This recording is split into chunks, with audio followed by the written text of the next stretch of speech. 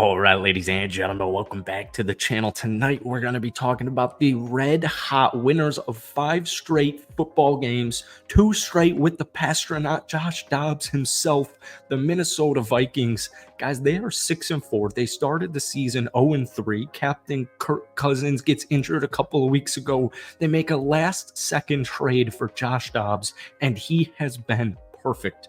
He has literally been perfect. Kevin O'Connell showcasing his genius offensive mind. There's clear-cut talent. Josh Dobbs also has clear-cut talent. This dude is perfect. This is a movie script, it feels like. I mean, this genuinely is unprecedented, and it's just beautiful. I understand, about a week ago, we're sitting here, like literally a week ago, we're thinking to ourselves, all right, he just won on the road against a good defense in the Atlanta Falcons. I'll believe it when I see it. Let's just, let's see this Saints game. 27-19 against a phenomenal or a good defense in the New Orleans Saints. They were up 24-3 at halftime.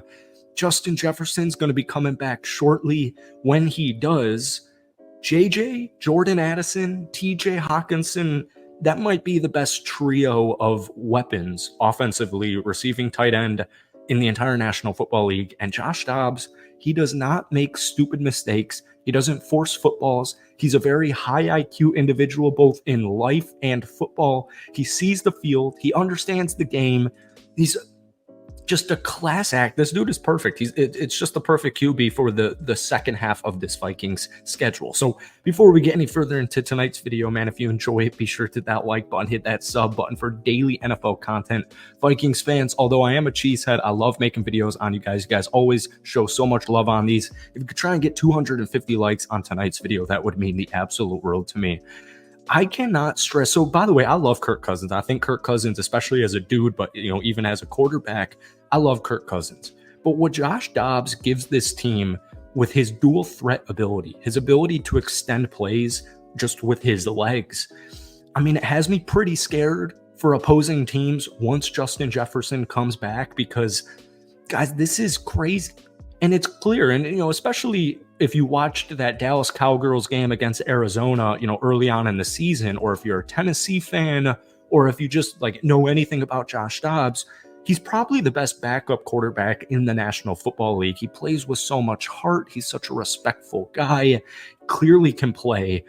I really, feels storybook level-esque. I don't really know how else to explain it, because I've just never really seen anything like it. And I know we're 2 games in, but Josh Dobbs is going to get this team to 10 wins. He's going to get this team to 10 wins, and he's going to get them into the playoffs, and we'll go from there.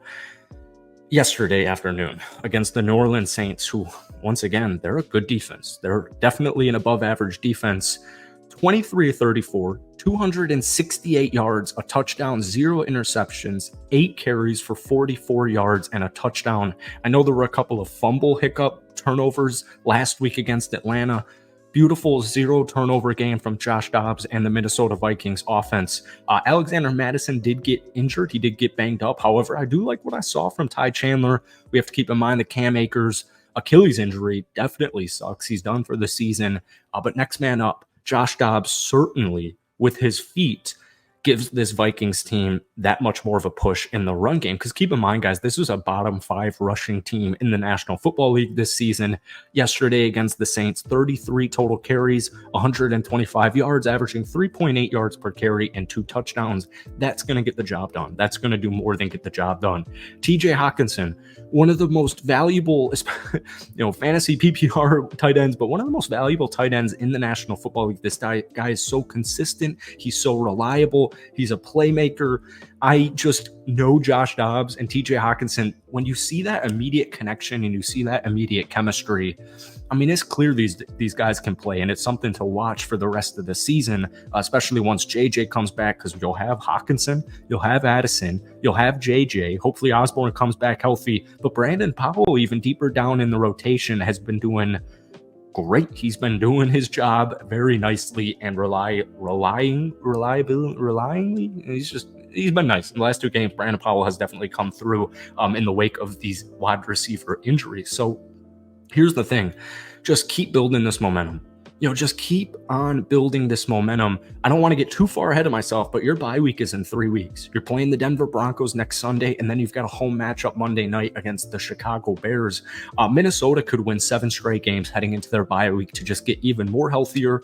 I love the way some guys on the offensive line have been playing. I think the defensive concerns at the beginning of the season are just long gone now. The Minnesota Vikings are now the 14th ranked defense. They're giving up less than 21 points per game. Danielle Hunter is leading the NFL in sacks this season. I don't think too many people know that except for Vikings fans. These guys are forcing turnovers.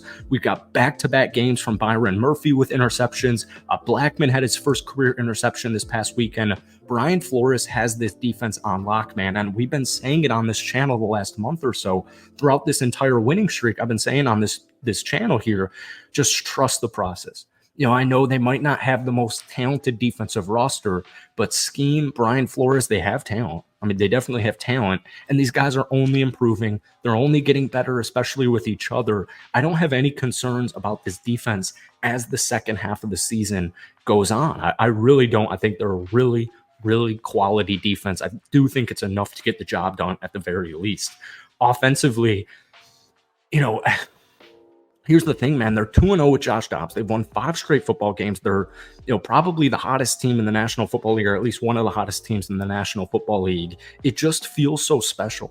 It really just does feel so special. And everybody's saying, when they get into the playoffs, they'll get exposed, blah, blah, blah. Like, the fact that the Vikings can start the season 0-3, rattle off some wins, lose their starting quarterback, Pro Bowl caliber QB and Kirk Cousins, trade for Josh Dobbs, with all of that stuff going on, that they could make the playoffs, the fact that they could even finish the season above 500, there's talent on this team. I do think the future is bright, and especially because of this wide receiver trio. I cannot wait for JJ to come back, because he's going to open it up for everybody. He's going to open it up for the run game. He's going to open it up for the run game for Josh Dobbs and his dual threat ability. I think getting this mobile QB was genius. I think it was absolutely brilliant. And one thing I want to end on here, I know, 4th down conversions, I believe they were 6 of 15.